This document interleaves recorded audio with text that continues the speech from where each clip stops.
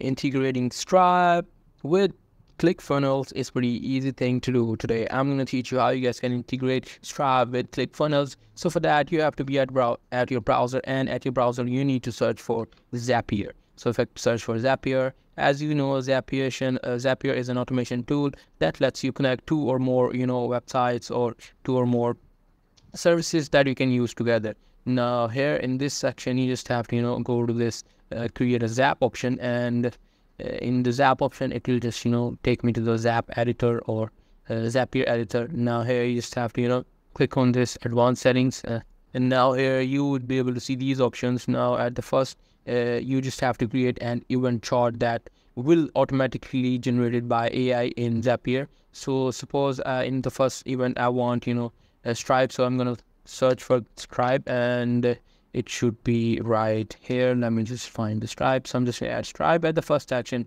and in the second action I will add the second option should be like ClickFunnels. So, and after searching for ClickFunnels, as you guys can see, it just created a chart. So after that you just have to continue the process, and what it will do is it will generate a connection between your Stripe account and ClickFunnels account. It will ask for the Stripe account details and ClickFunnels details as well, and in the process AI will automatically do all the job for you.